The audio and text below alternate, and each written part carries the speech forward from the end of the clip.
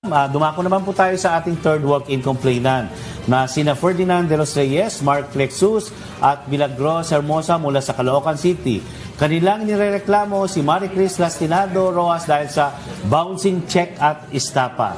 Ayun, nandito po sila. Okay. Magandang umaga po. Magandang hapon po, ma'am. Siguro yung ibang upuan. Dito Magandang hapon, po. General.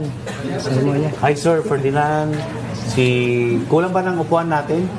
Tayo na lang sila. Ay, tayo na. So nandito po si Mark, April, parang multiple staff pa to, no? With maraming complainant. Si Ma'am Milagros at saka si Sir Ferdinand. Ito po yung bouncing check. May mga check po kayong dala? Meron po ako isang dala rito at yung mga kasamahan ko meron din po. So go ahead po. Anyway, habang siguro subukan natin kontakin ang ating Chief of Police para on board siya sa ating usapin ngayon dyan sa Caloocan. Si Colonel Sir, bali sa Bulacan. Flores. Saan ba to? Bulacan po siya. Taga Caloocan po kayo, Ako pero taga Caloocan po. Bulacan po nangyari yung Hindi, Bulacan po nakatira yung kinocomplain. yung kino-complain nyo. Pero saan po nangyari? Anong lugar po sa Bulacan? Sa San Jose.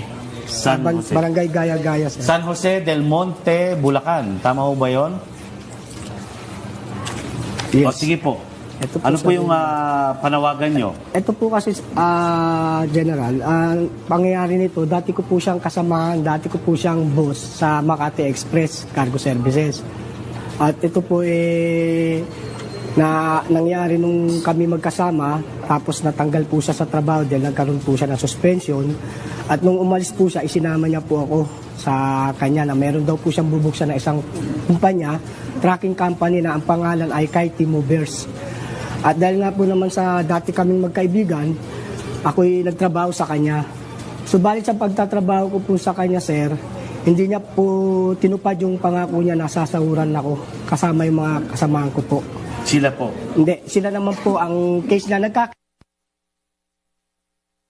malaman nila na ako biktima at sila din ay... Ng iisang tao. Opo, isang tao po ang Pwede po kayo nirereklamo manawagan kung sino man po yun ang biktima sa inyo. Opo. Sige po, sir. Tinatawagan ko po si Maricris Tepase Roas na magpakita ka sa amin, huwag mo kaming i-block sa Facebook, harapin mo yung kasong ginawa mo sa amin. Marami ka lang nilolokong tao, pati kami ng mga dati mong kaibigan ay biniktima mo rin. Sana lumabang ka ng parehas dahil nung panahon na nakagipitan mo, tinulungan ka rin namin. At yung mga kasamahan ko na sila Ma'am Gloria, Ma'am April. Milagros, Ma'am April, at marami